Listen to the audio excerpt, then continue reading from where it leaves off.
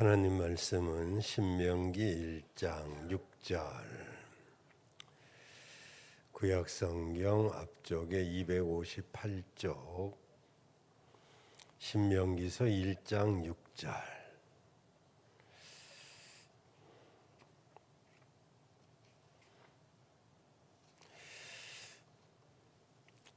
6절에서 8절까지 봉독해 드립니다. 우리 하나님 여호와께서 호렙 산에서 우리에게 말씀하여 이르시기를, 너희가 이 산에 거한 지 오래니 방향을 돌려 진행하여 아모리 족속의 산지로 가고 그 근지 곳곳으로 가고 아라바와 산지와 평지와 남방과 해변과 가나안 족속의 땅과 레바논과 큰 강 유브라데까지 가라 하셨나니, 여호와께서 너희의 열조 아브람과 이삭과 야곱에게 맹세하사 그들과 그 후손에게 주리라 하신 땅이 너희 앞에 있으니 들어가서 얻을지니라. 아멘. 오직 예수님밖에 없습니다. 우리가 믿는 하나님은 좋으신 하나님이십니다. 우리를 세상에서 불러내시고 우리를 죄에서 구원해 주시고 천국 백성 삼아 주시고 이 땅에서도 우리로 하여금 축복의 삶을 살기를 원하십니다. 하나님은 이스라엘 백성들을 애굽에서 구원해낸 것으로 끝난 것이 아니었습니다. 그들을 구출시켜서 축복의 땅, 젖과 꿀이 흐르는 땅, 가나안 땅에 들어가게 하십니다. 이것이 하나님의 마음입니다.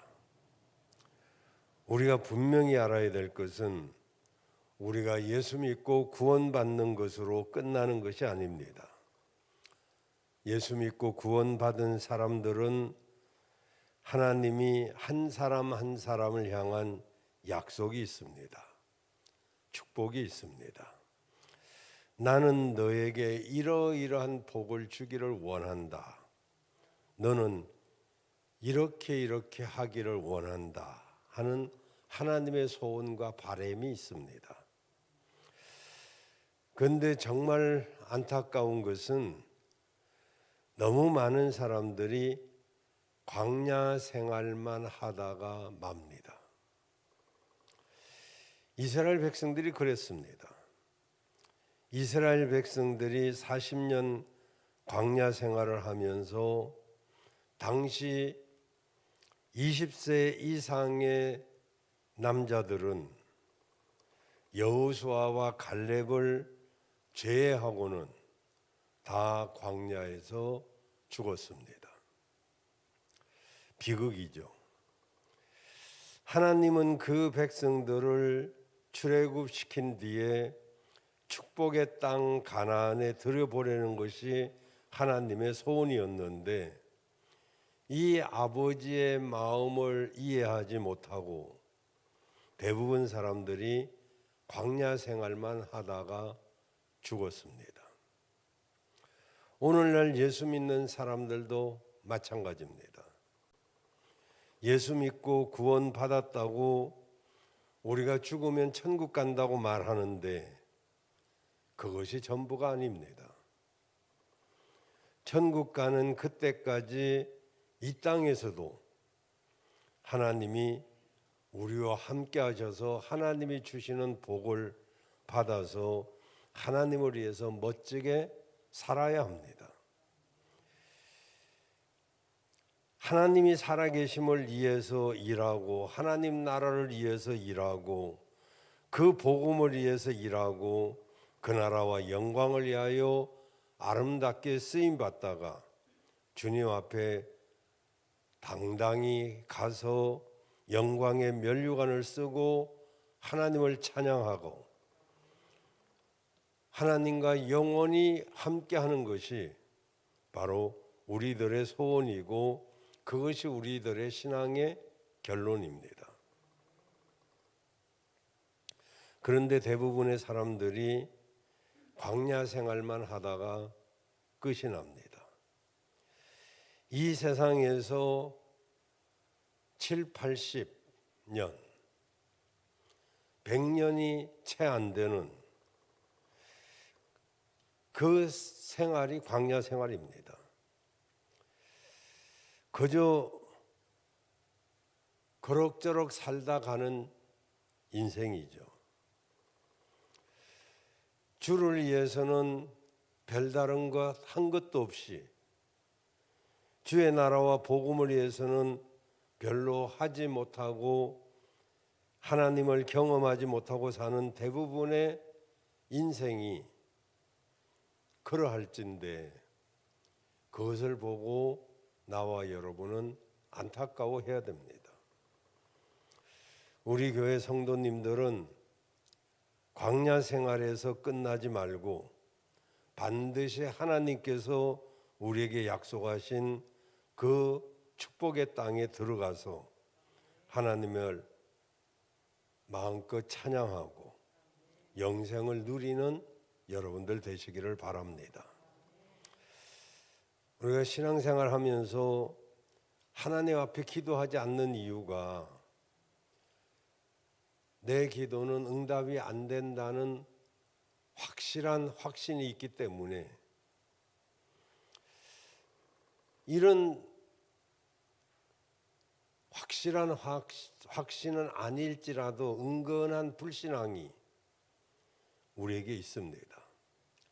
내게 어떤 문제가 있고 힘든 일이 있으면 하나님이 기도하면 들어주시고 응답해 주신다, 이런 확신이 있어야 되는데,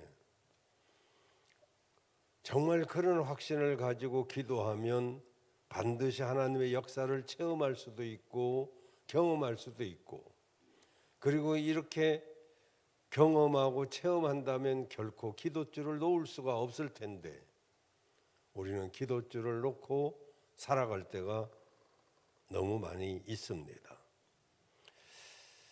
오늘 본문에 보면, 본문에서 이제 이야기를 한다면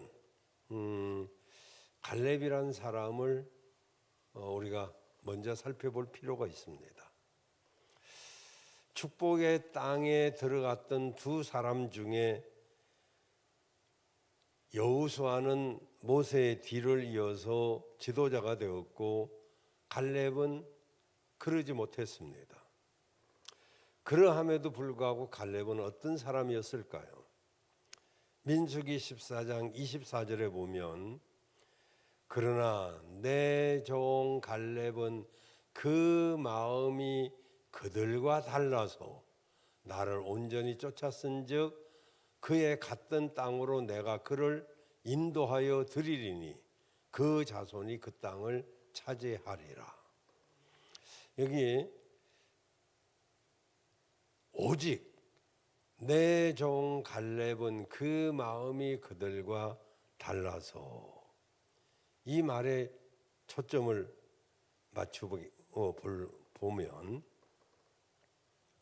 갈렙은 뭐 온전하고 용기 있고 뭐 여러 가지 다양하게 살펴볼 수 있지만은 그 중에 한 가지, 오직 갈렙은 그들과 달라서, 12정탐꾼이 가나안 땅에 들어갔는데 10명의 정탐꾼들과 갈렙은 달랐습니다. 백성들은 10명의 정탐꾼의 소리를 듣고 울고불고 원망하고 그리고 난리가 났는데, 갈렙은 그들과 달랐어요. 하나님은 갈렙에 대해서 이렇게 말씀합니다.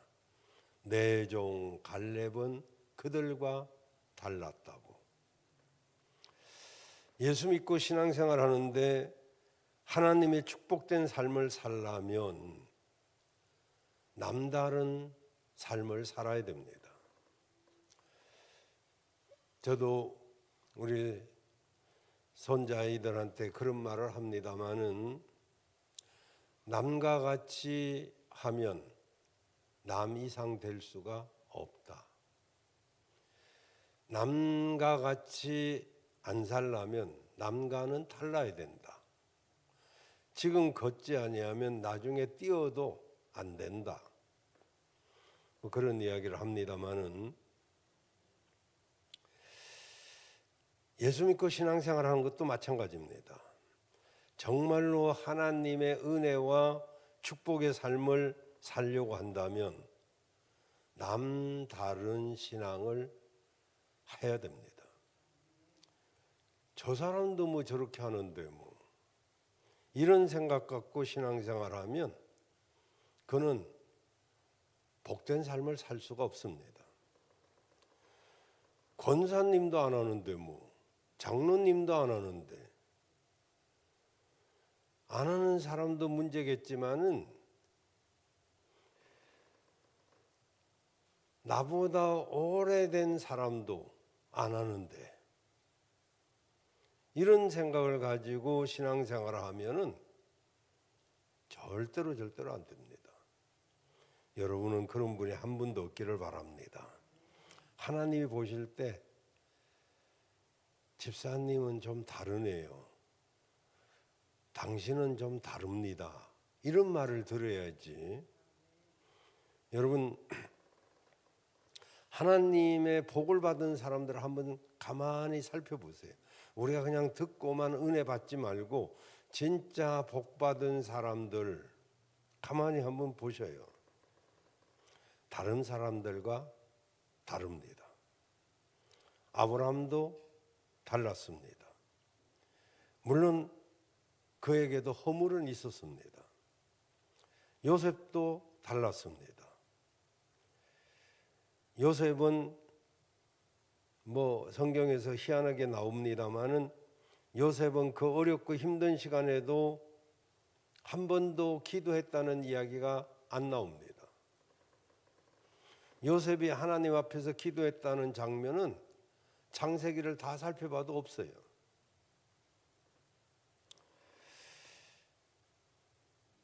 그런데 놀라운 사실은 하나님이 늘 요셉과 함께 했습니다. 그가 하는 모든 일이 형통했습니다. 무슨 뜻인가 하면, 그가 어떤 특별한 일이 있어서 특별한 기도를 한 적은 없지만 늘 기도하며 살았다는 것입니다. 그의 삶 전체가 기도였다는 것이죠. 늘 하나님과 함께하면서, 하나님과 동행하면서, 그분과 대화하면서 그의 삶 전부가 기도였었어요. 아침에 일어나서도 기도, 길을 가면서도 기도, 그의 삶 전체가 기도였습니다. 그래서 남달랐죠. 다윗도 달랐습니다. 골리앗 앞에서 이스라엘 백성들이 다 겁을 먹고 무서워 벌벌 떨고 할 수 없다라고 할 때, 다윗은 하나님이 나와 함께 하시면 할 수 있다라고 외치고, 너는 칼과 단창으로 내게 오지만은 나는 네가 모욕하는 만군의 이스라엘의 하나님 이름으로 내게 가노라 하면서 그는 하나님을 앞세우고 골리앗을 쳐서 물리쳤습니다. 여러분, 성경에서 하나님의 은혜의 복을 받은 사람들의 특징이 무엇인가 하면은 남달랐다는 것입니다. 남과 같지 않았어요. 남과 같이 해서는 절대로 특별한 복을 받기가 어렵습니다. 남들이 불평하니까 같이 불평하고, 남들이 원망하니까 같이 원망하고, 그래가지고는 절대로 남과 같이 복을 받을 수가 없대요. 남이 운다고 울고, 남이 원망하니까 같이 원망하고, 남이 이게 뭐냐, 우리가 가나안에도 들어가지도 못하고 여기서 다 죽는다, 그러니까 같이 어울려서 맞아, 그 말이 맞아. 이렇게 동조한 사람들.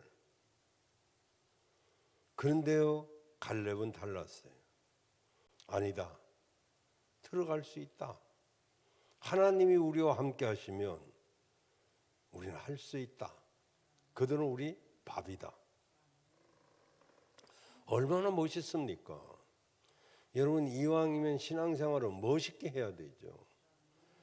정말 뭐 엄청난 거 안 해도 자기 자리를 지킬 줄 알고, 교회를 사랑할 줄 알고, 말씀에 순종할 줄 알고, 그때가 즐거운 거 아니에요? 그때가 신앙생활 재미있는 거 아니에요? 내가 뭐 바르게 한답시고 그런다고 뭐 신앙생활이 즐겁던가요?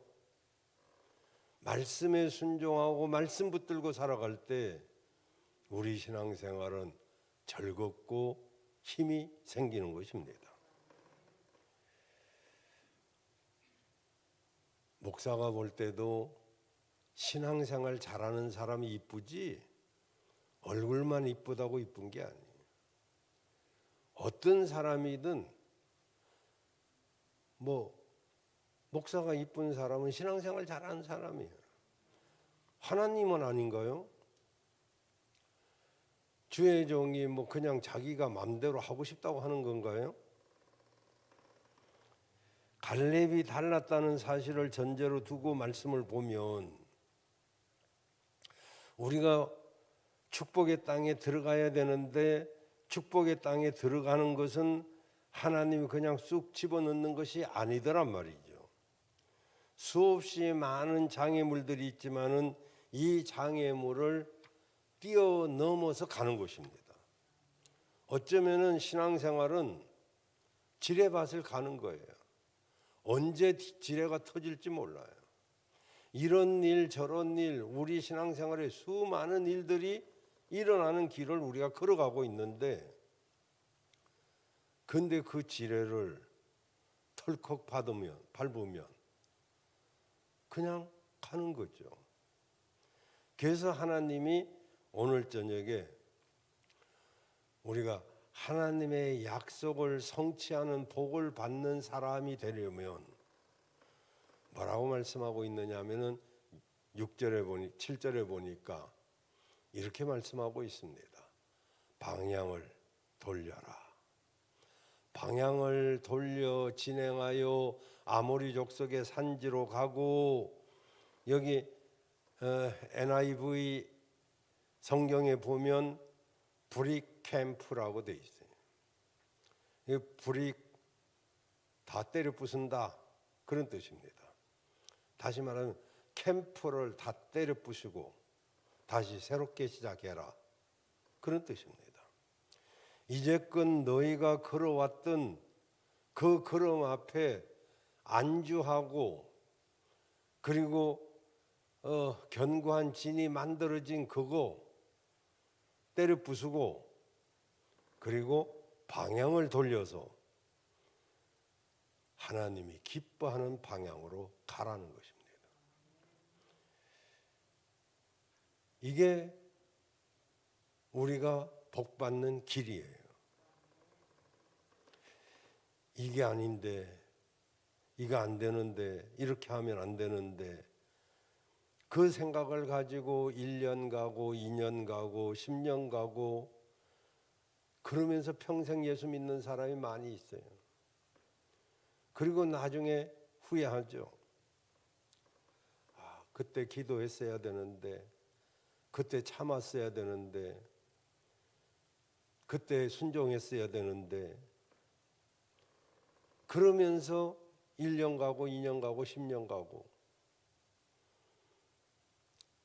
좀 더 헌신할 걸, 좀 더 봉사할 걸 그러면서 벌써 11월 달이 됐어요. 2021년도도 이렇게 지나가고 있어요. 올해는 내가 더 잘해야지, 진짜 한번 멋지게 믿어야지 라고 연초에 결심했을런지도 몰라요.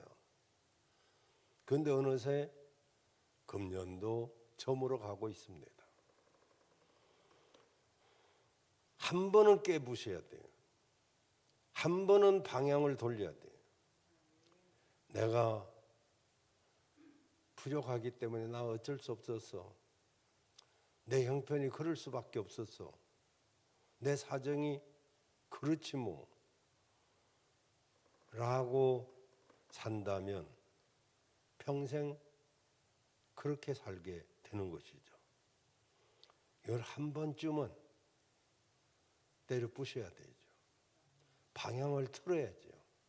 정말 하나님이 원하시는 방향이 뭔지, 교회를 살리는 방향이 뭔지 그렇게 수없이 말씀을 드렸어요. 이게 하나님 중심이냐, 교회 중심이냐, 목자 중심이냐, 그렇지 않다면 그건 잘못될 수밖에 없다. 너무나 판단은 분명한 거죠. 하나님 중심, 말씀 중심, 교회 중심, 목자 중심, 이 네 가지만 하면 잘못될 일이 없어요.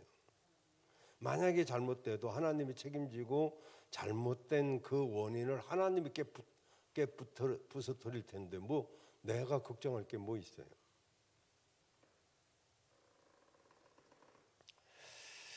여러분, 우리가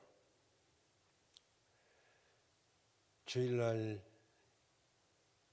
이렇게 보면 우리 한국교회 성도들은요, 여러분이 그런 건 아니고요, 거의가 폐잔병으로 옵니다.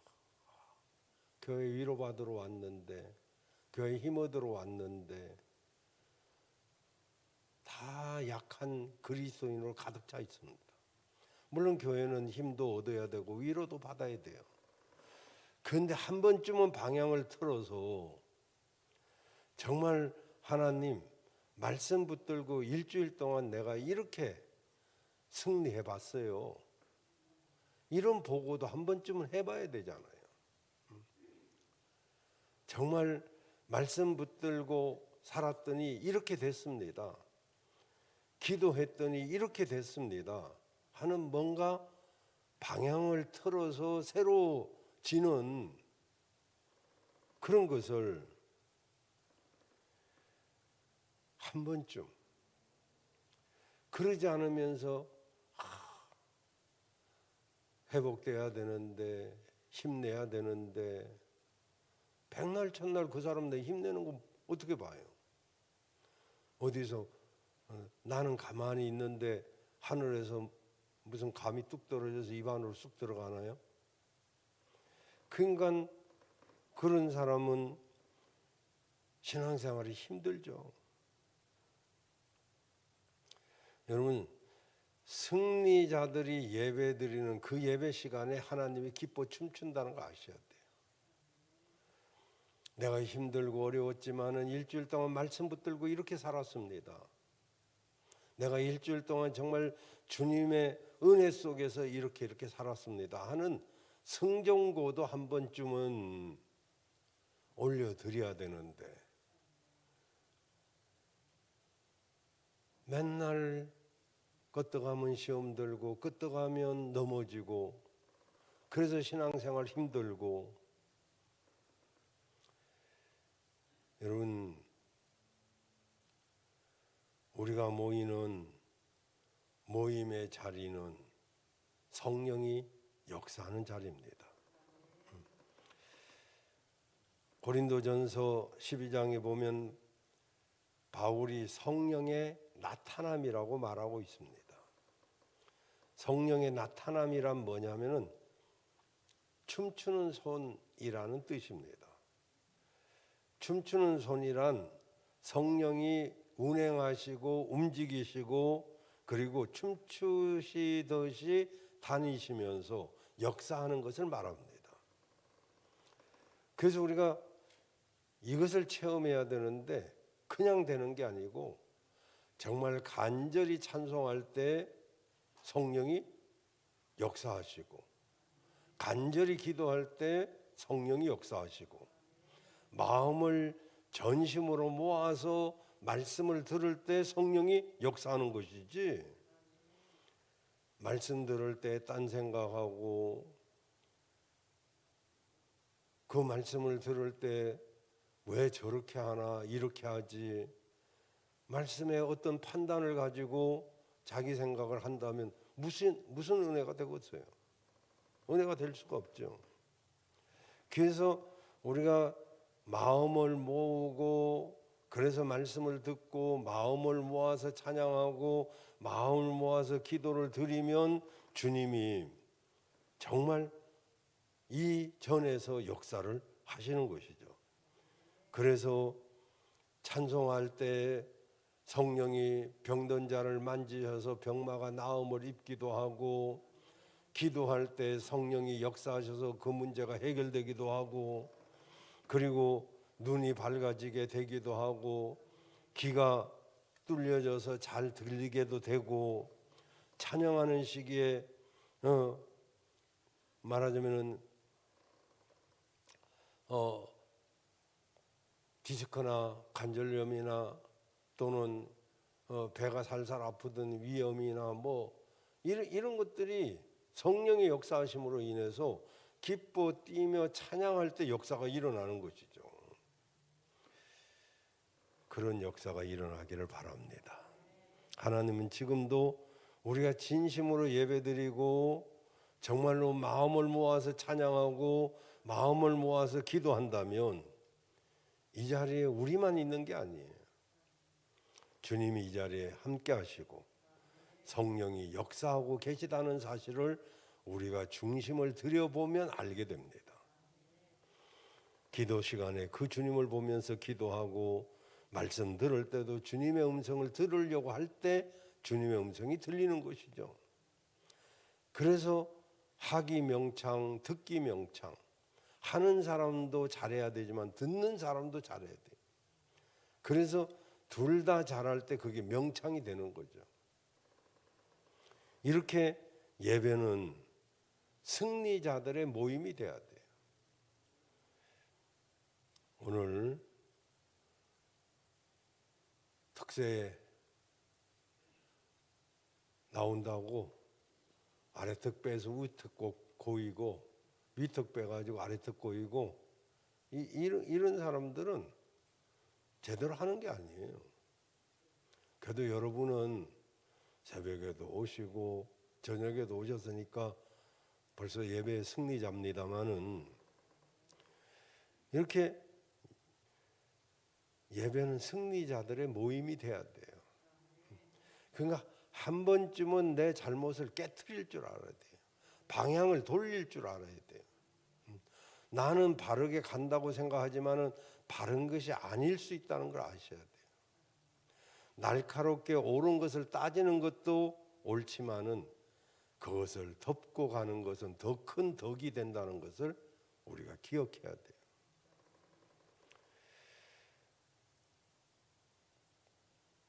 성경은 갈렙은 그들과 달랐다 이렇게 말하고 있어요. 우리가 축복의 땅에 들어가기 위해서 한 번은 깨고 부서뜨려야 된다는 거죠. 한 번은 결단해야 된다는 거죠. 내가 버릴 것이 있으면 이를 악물고라도 버려야 되고, 내가 이길 것이 있으면 이를 악물고라도 이겨야 되고, 내가 지금 숨겨진 죄가 있다면 그것도 한 번쯤은 깨트려서 진심으로 하나님 앞에 회개해야 되고, 그래서 이렇게 하지 아니하면 우리 마음이 찝찝하고, 그래서 신앙생활을 하면 기쁨도 안 생깁니다. 내가 이래서는 안 되겠다, 방향을 틀어야 되겠다 하고 방향을 돌려야 기쁨도 감사도 신앙도 회복이 되는 거예요. 우리가 이스라엘 백성들이 방향을 돌려 행진해라 하는 말씀을 붙잡고 방향을 돌렸을 때 그들이 살아나는 역사가 있었던 것처럼 우리도 하나님의 약속이 우리에게 이루어지려면 방향을 돌려 하나님이 원하시는 곳으로 가야 될 줄로 믿습니다. 두 번째로 하나님의 약속이 성취되려면 장애물을 극복해야 됩니다. 자, 이스라엘 백성들이 광야를 지나서 가나안 땅에 들어가는데 광야 40년 동안 수많은 장애물이 있었어요. 먹는 문제로 문제가 생기고 마시는 문제로 문제가 생기고 더위, 추위, 전쟁, 수많은 장애물이 있었어요. 이 장애물들을 이기지 못하면 절대로 약속의 성취를 이룰 수가 없어요. 그래서 쉽게 말해서 신앙생활 하는 데는 두 가지를 잘 이겨내야 돼요. 하나는 시험, 하나는 유혹. 이 두 가지를 잘 이겨내야 우리가 신앙생활에 성공할 수가 있습니다. 내가 이 세상을 살면서 광야를 지나 축복의 삶을 살아가는 데는 끝없이 나를 괴롭히는 여러 가지 장애물들이 생깁니다. 시험, 유혹. 따지면 이 두 가지지만 이게 모양이 다르게 여러 가지로 우리 앞에 장애물로 나타납니다. 마귀는 우리 신앙을 세 가지로 방해합니다. 첫 번째, 우리가 예수님을 못 믿게 만듭니다. 두 번째는 믿되 잘못 믿게 만듭니다. 세 번째는 대충 믿게 만듭니다.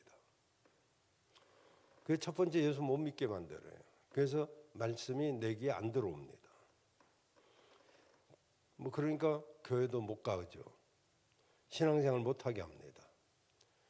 이 마귀의 첫 번째 방법이죠. 예수 못 믿게 하는 거. 근데 그 사람이 교회를 나오면서 신앙생활을 하려고 하면 두 번째, 믿되 잘못 믿게 만들어요. 여기서 이제 심하면 이단, 사이비 이런 데로 빠집니다. 그래서 이제 기성교회 다니던 사람들이 이단으로 빠지는 경우는 거의 다 마음에 불평들이 있던 사람들이 그리 빠집니다. 이게 믿되 잘못 믿게 만드는 거, 이게 사단이 하는 두 번째 방법입니다. 세 번째는 대충 믿게 합니다. 그럼 믿으면 구원받아. 믿으면 끝이야. 괜찮아. 대충 믿는 거예요. 대충. 그러니까 이건 제대로 믿는 것도 아니고 안 믿는 것도 아니고 그렇게 그럭저럭 신앙생활 하는 거죠. 그리고 삐뚤어지게 만듭니다. 삐딱 선을 탑니다. 무엇을 봐도 삐딱합니다. 그러니까 이 사람은 제대로 신앙생활을 할 수가 없어요. 모든 것이 삐딱하게 보이니까. 진짜 복 있는 사람은 어떻습니까? 분별은 하지만 분별은 할 줄 알아야 되죠. 내 새끼라도 잘못한 건 잘못한 거지, 내 새끼라고 뭐 하는 게 다 잘하는 거다, 이건 분별력이 없는 거죠. 우리가 분별은 하되 비난은 하지 말아야 되겠죠. 어쨌든 간에 이렇게 마귀는 첫째는 예수를 못 믿게 만들고, 믿어도 잘못 믿게 만들고, 그리고 믿어도 대충 믿게 만드는 이 세 가지로 우리 믿음을 방해합니다. 그래서 우리가 분별력을 가져야 되는데, 그 분별력이 뭐냐면은 아까도 말씀드렸어요. 하나님 중심, 말씀 중심, 교회 중심, 목자 중심. 어떤 사람이 말하면 이게 정말 하나님 중심인가, 교회 중심인가, 교회 덕이 되나, 교회 해가 되나, 목자 중심인가, 이것만 가져도 분별이 다 됩니다. 이런 마귀가 얼마나 간교한지 보십시오. 이스라엘 백성들을 이제 모세가 하나님의 명령에 따라서 바로에게 내 백성을 보내라. 그러니까 바로가 들어줘요? 바로가 바로 들어줬더라면 재앙도 안 받았죠. 근데 안 들어줍니다. 왜 가려고 그러냐? 그랬더니 바로가 내 백성을 보내서 내게 경배하라, 하나님께 예배하라고 보내달라 그랬어요. 그랬더니 출애굽기 8장 25절 8장을 찾아보시면 바로가 이제 애굽에서 이 사람들을 모세와 아론을 불러가지고 자 그래 좋다 그러면 이 땅에서 너희 하나님께 예배해라 이렇게 말합니다. 그 바로는 이제 사단의 모형이잖아요. 모세는 주의 종이고요. 이스라엘 백성들은 이제 하나님의 백성들인데 이제 예배를 드려도 어디에서 하라는 겁니까? 이 땅에서. 다시 말하면 애굽에서. 이게 무슨 말이냐면 교회 다녀도 옛날에 하던 대로 그대로 하며 살아라. 그런 이야기입니다. 옛날 방식대로 그냥 왔다 갔다 멀리 가지 말고 여기서 해라. 안 된다. 내 백성을 보내라. 그러니까 두 번째 마귀의 계계가 뭐냐면 28절에 보면 출애굽기 8장 28절에 보면 이렇게 말합니다. 그래 그러면 보낼게. 근데 너무 멀리는 가지 마. 이렇게 말합니다. 아주 허락하는 것처럼 보입니다. 이 땅에서 예배해라. 그래놓고는 그 하던 대로 그냥 여기서 하던 대로 그냥 살아라. 그러면서 두 번째 이제 강력하게 하나님께서 내 백성 보내. 그랬더니 그러니까 이스라엘 백성 그 멀리는 가지 마. 이렇게 말합니다. 그러니까 가긴 가되 멀리 가지 마라. 그러니까 이게 무슨 말이냐면 교회는 다녀도 너무 깊게 빠지지는 마. 그런 이야기예요. 그래. 뭐 교회는 그냥 다녀. 형편대로 그냥 다녀. 너무 깊이 빠지지 말고 무슨 뭐 수요 예배 안 가도 돼. 금요철하고 아무나 하는 게 아니요. 특세? 아이고 요새 어제 날씨가 얼마나 추웠어. 오늘 막 발발 떨리는데. 요게 대충 신앙생활 하라 이 말이죠. 사실 멀리서 오시는 분은 얼마나 힘들겠어요. 그럼 가까우면 쉬운가요? 가까운 사람이 더 힘들더라고요 또. 그래서 마귀가 그래도 안 되니까 세 번째 계계가 출애굽기 10장 11절에 나옵니다. 출애굽기 10장 11절에 보면 그래 그러면 좋아. 너희 아내 너희 자식 두고 남자들만 가서 하나님 성경 남자들끼리 가면 어떻게 될까요? 못 갑니다. 애굽의 부인이랑 아이들이 다 있는데 이건 다시 애굽으로 오라 소리죠. 마귀가 우리의 신앙을 붙잡고 늘어지는데 가장 큰 도구, 가장 써먹기 좋은 도구가 뭡니까? 남편과 애들이에요. 애들 핑계 삼고 남편 핑계 삼고 마누라 핑계 삼고 그래서 신앙생활 제대로 못하는 사람이 얼마나 많아요. 그래서 마귀가 그걸 잘 알기 때문에 그래 가 예배 드려. 못 드리게 하냐 내가? 그렇지만 부인과 애들은 띄놓고 가. 제가요 전에도 말씀드렸지만 목회하면서 남편이 시험 들고 그러면 아내가 신앙생활 잘하면요 좀 힘은 들어도 걱정은 안 합니다. 뭐냐면 여성들이 위대하잖아요. 아내가 신앙생활 똑바로 하면요 남자는 더뎌도 다 돌아옵니다. 근데 아내가 돌아서면 남편은 껍데기로 따라갑니다. 또 남편도 어떤 때는 그래요. 가까운 데로 가. 그럼 나도 갈게. 그러니까 또 아내가 순진해가지고 그러면 또 잘 다닐라나 싶어갖고 가까운 데로 갔는데 내동 돌아옴이 타불이 돼버려요. 사단이 그렇게 간교합니다. 그러니까 남편 비유 마치고 남편 뜻대로 하려고 하는 게 지혜로운 것 같은데 알고 보면 그래서 이기는 사람은 없어요. 하나님은 가정 파괴범 아니잖아요. 정말로 똑바로 신앙생활 하려고 맘먹으면 하나님이요 다 지켜주셔요. 그뿐입니까? 이제 이 바로 사단은 또 괴계를 씁니다. 출애굽기 10장 24절에 보면 네 번째 괴계죠. 이렇게 말합니다. 그래 하나님 섬겨. 그런데 네 재산은 놓고 가. 이렇게 말합니다. 양과 소는 두고 가라. 돈 갖고 장난치는 거죠.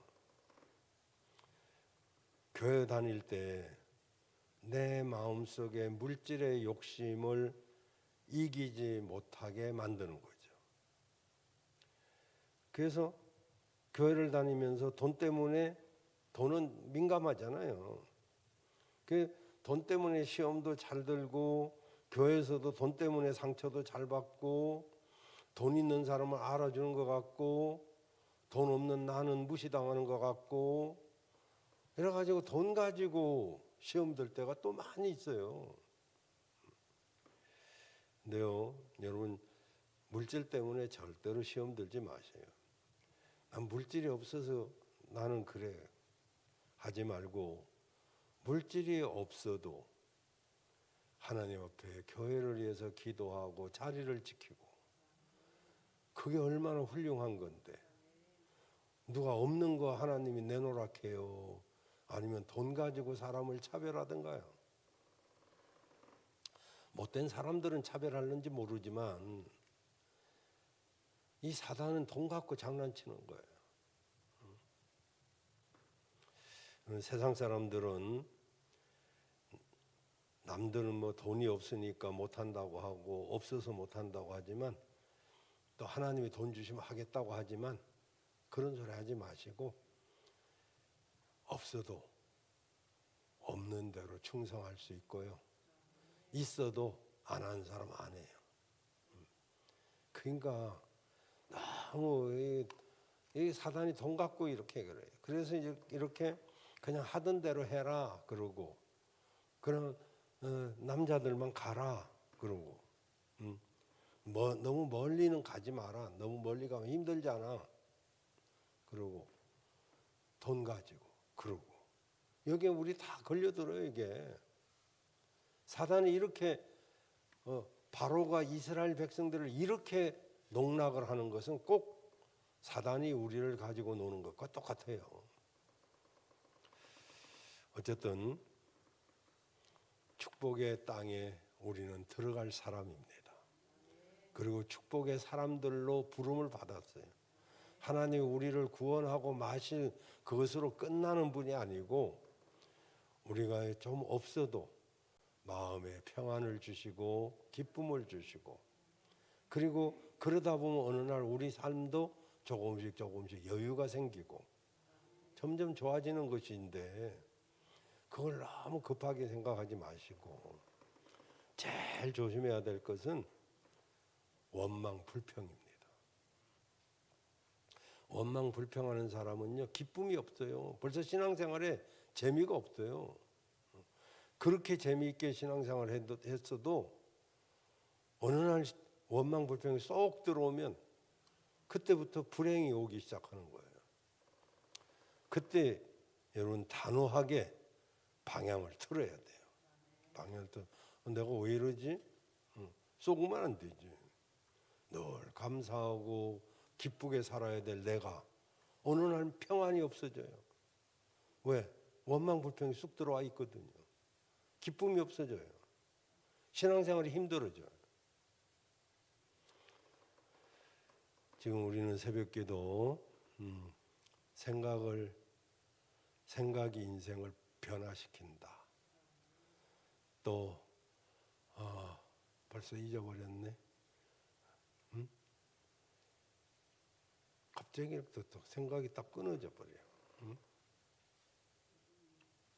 믿음이 인생을 변화시킨다. 또 소망이 어이구 김호선 집사는 똑똑이야.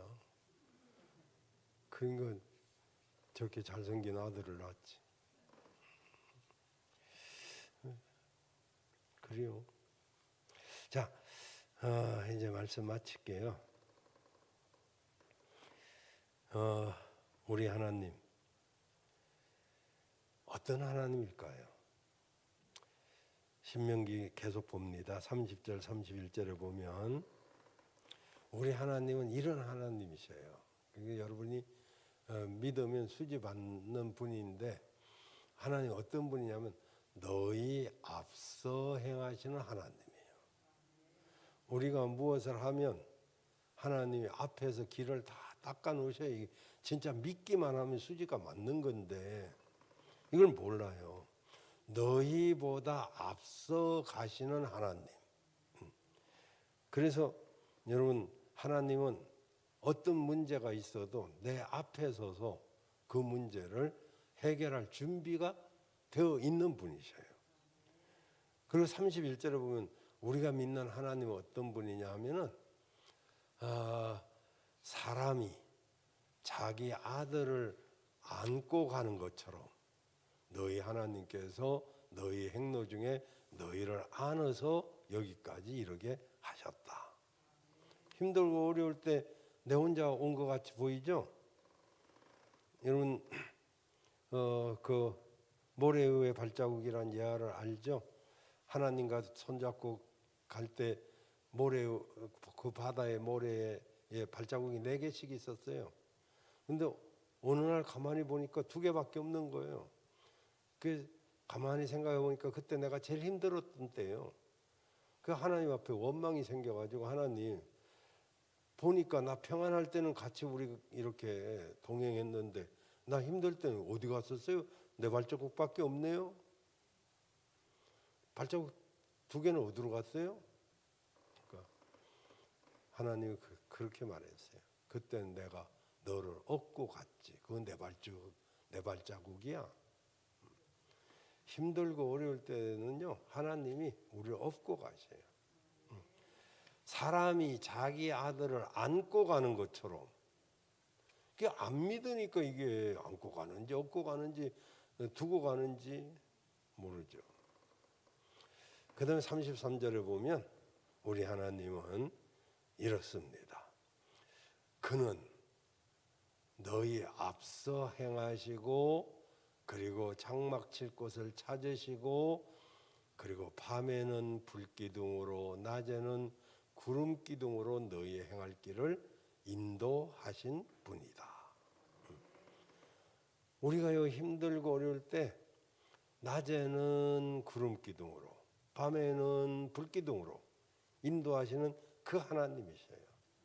그 하나님의 손을 잡고 동행하면 우리에게 주신 축복의 약속이 여러분 살아있을 때 이루어질 것이고 또 하나님 앞에 가면 완전하게 이루어질 줄로 믿습니다.